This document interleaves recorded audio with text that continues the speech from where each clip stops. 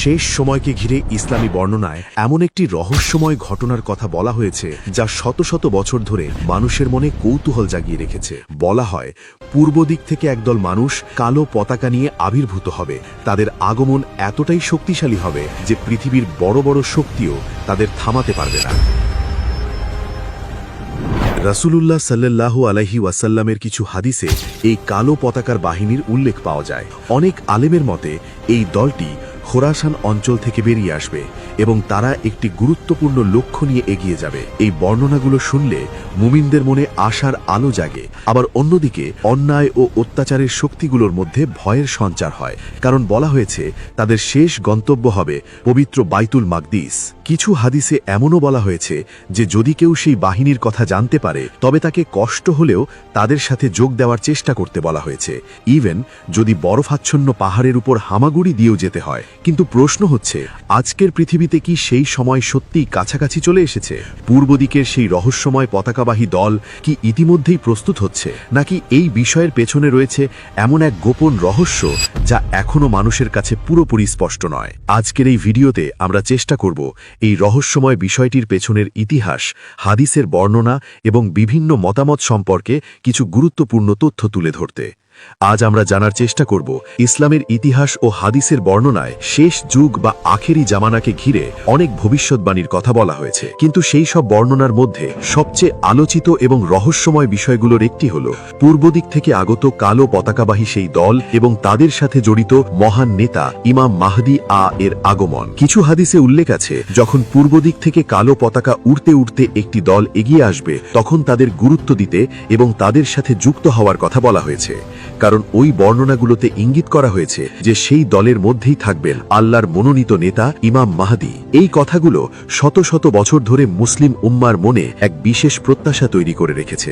মানুষ অপেক্ষা করছে সেই সময়ের জন্য যখন অন্যায়, অবিচার ও জুলমের অন্ধকার শেষ হয়ে ন্যায় বিচার ও শান্তির আলো পৃথিবীতে ছড়িয়ে পড়বে। কিন্তু প্রশ্ন হলো, এই বাহিনীর আবির্ভাব কি হঠাৎ করেই ঘটবে, নাকি এর পেছনে রয়েছে দীর্ঘ প্রস্তুতি, ইতিহাস এবং এমন কিছু রহস্য যা আমরা এখনো পুরোপুরি বুঝে উঠতে পারিনি? এই বাহিনী আকাশ থেকে হঠাৎ করে অবতীর্ণ হবে না, বরং তারা পৃথিবীরই কোনো দুর্গম ও অজানা অঞ্চল থেকে আত্মপ্রকাশ করবে। তাদের হৃদয় হবে ইস্পাতের মতো দৃঢ়, আর তাদের সংকল্প হবে পাহাড়ের মতো অটুট। অনেক বর্ণনায় ইঙ্গিত করা হয়েছে, যখন তারা এই যাত্রা শুরু করবে তখন পৃথিবীর আধুনিক শক্তি, অস্ত্র কিংবা প্রযুক্তি তাদের থামাতে সক্ষম হবে না। তারা দ্রুত গতিতে অগ্রসর হবে তাদের নির্ধারিত লক্ষ্য পানে, যেন এক অপ্রতিরোধ্য ঝড় সব বাধা ভেঙে সামনে এগিয়ে যাচ্ছে। তখন স্বাভাবিকভাবেই একটি বড় প্রশ্ন সামনে আসে, হাদিসে যে রহস্যময় খোরাসান অঞ্চলের কথা বলা হয়েছে সেটি বর্তমান বিশ্বের মানচিত্রে কোথায় অবস্থিত? ইতিহাস ও প্রাচীন ভূগোল বিশ্লেষণ করলে দেখা যায় খোরাসান নামটি একসময় বিশাল একটি অঞ্চলের জন্য ব্যবহার হতো। বর্তমান সময়ে যার মধ্যে আফগানিস্তানের কিছু অংশ, পাকিস্তানের কিছু অংশ, ইরানের পূর্বাঞ্চল এবং মধ্য এশিয়ার কয়েকটি এলাকা অন্তর্ভুক্ত বলে ধারণা করা হয়। আজকের বিশ্ব রাজনীতিতেও এই অঞ্চল অত্যন্ত গুরুত্বপূর্ণ এবং বহু সংঘাতের কেন্দ্রবিন্দু হিসেবে পরিচিত। তাই অনেক গবেষক ও ইসলামী চিন্তাবিদ মনে করেন এই এলাকাকে ঘিরেই ভবিষ্যতে বড় কোনো ঐতিহাসিক ঘটনার সূচনা হতে পারে। অনেকের মতে এই অঞ্চলে বর্তমানে যে ঘটনাগুলো ঘটছে সেগুলো নিছক কাকতালীয় নয়, বরং এগুলো এমন এক ধারাবাহিক বাস্তবতার অংশ হতে পারে যার ইঙ্গিত প্রায় 1400 বছর আগে রাসূলুল্লাহ সাল্লাল্লাহু আলাইহি ওয়াসাল্লাম বিভিন্ন বর্ণনায় উল্লেখ করে গেছেন। কিছু গবেষকের ধারণা, খোরাসান অঞ্চলের দিক থেকেই একসময় এমন একটি দল আবির্ভূত হবে যারা অন্যায় ও জুলমের শক্তির বিরুদ্ধে দাঁড়াবে। তারা পরিস্থিতিকে এমনভাবে পরিবর্তন করবে যাতে শেষ পর্যন্ত ন্যায়ভিত্তিক নেতৃত্ব প্রতিষ্ঠার পথ তৈরি হয় এবং ইমাম মাহদী এর আগমনের জন্য পরিবেশ প্রস্তুত হয়। কিন্তু বড় প্রশ্ন হল, খোরাসান থেকে আগত সেই বাহিনীকে কিভাবে চেনা যাবে? তাদের বৈশিষ্ট্যই বা কেমন হতে পারে? হাদিসের কিছু বর্ণনায় এই দল সম্পর্কে কয়েকটি ইঙ্গিত পাওয়া যায়। সেখানে বলা হয়েছে তাদের পরিচয়ের ধরন হবে কিছুটা আলাদা। অনেক সময় তারা উপনাম বা কুনিয়ার দ্বারা পরিচিত হবে। তাদের বাহ্যিক জীবনযাপন হবে সাধারণ মানুষের মতো, কিন্তু সাহস, দৃঢ়তা ও কৌশলের দিক থেকে তারা হবে অসাধারণ।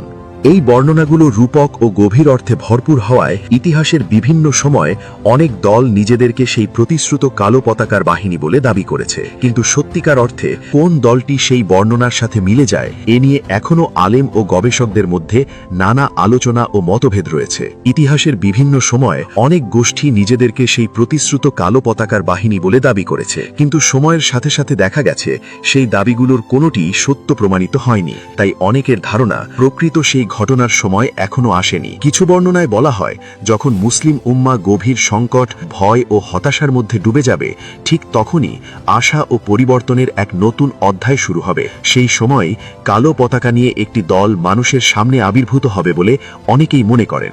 অনেকে বলেন এই দল কোনো রাজনৈতিক স্বার্থ বা দুনিয়াবি ক্ষমতার জন্য কাজ করবে না, বরং তাদের মূল লক্ষ্য হবে ন্যায়, সত্য এবং আল্লাহর দ্বীনের প্রতিষ্ঠা। একই সাথে তারা ভবিষ্যতে আসতে পারে এমন বড় ফিতনা, বিশেষ করে দাজ্জালের ফিতনার বিরুদ্ধে প্রস্তুতি নেবে।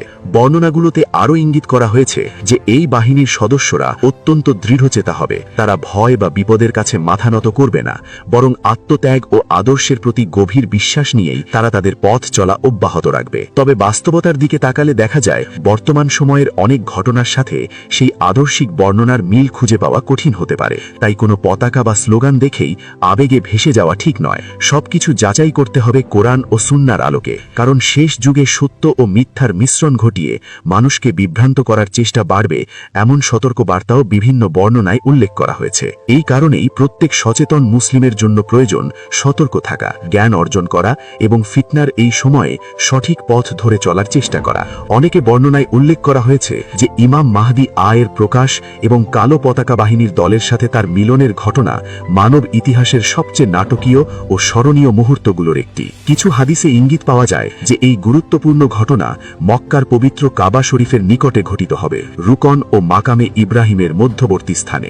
বলা হয় সেই সময় ইমাম মাহদী মদিনা থেকে মক্কায় আসবেন এবং প্রথমে তিনি নিজেকে প্রকাশ করতে চাইবেন না, কিন্তু ধীরে ধীরে মানুষ তাকে চিনে ফেলবে এবং তার প্রতি আনুগত্য প্রকাশ করতে শুরু করবে। তখন পৃথিবীর বিভিন্ন প্রান্ত থেকে সত্যনিষ্ঠ মানুষরা তার কাছে এসে সমর্থন জানাবে এবং তাকে নেতা হিসেবে গ্রহণ করবে।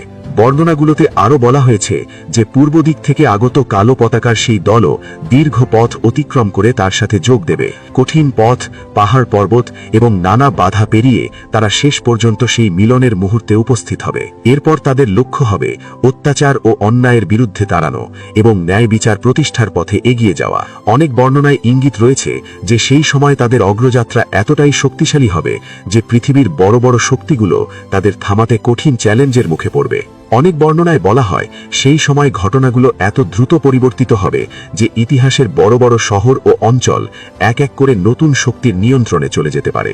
হয়তো এই বিশাল পরিবর্তনের প্রস্তুতি অনেক আগেই শুরু হয়েছে, কিন্তু আমরা দুনিয়ার ব্যস্ততা ও মোহে ডুবে থাকায় সেই ইঙ্গিতগুলো বুঝতে পারছি না। আরও একটি গুরুত্বপূর্ণ বিষয় বিভিন্ন আলোচনায় উঠে আসে।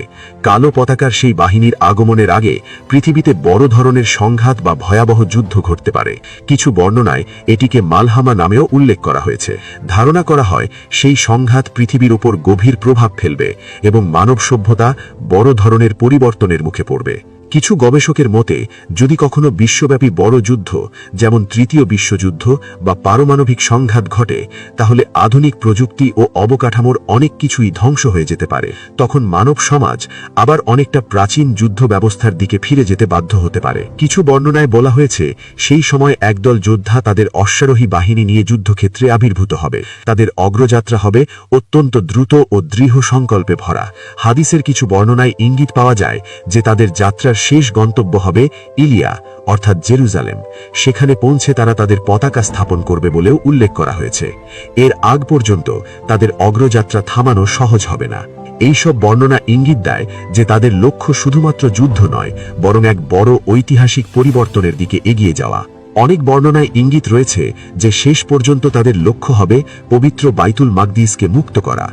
আজকের মধ্যপ্রাচ্যের পরিস্থিতির সাথে এই কথাগুলো মিলিয়ে দেখলে অনেকের মনেই নানা প্রশ্ন ও ভাবনার সৃষ্টি হয়, কারণ পৃথিবীর ঘটনা প্রবাহ ধীরে ধীরে এমন একদিকে এগোচ্ছে যা বহু শতাব্দী আগে বিভিন্ন বর্ণনায় উল্লেখ করা হয়েছে।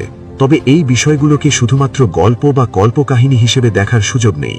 অনেকে মনে করেন এগুলো এমন বাস্তবতার ইঙ্গিত যা হয়তো ধীরে ধীরে মানব ইতিহাসের সামনে প্রকাশ পেতে পারে।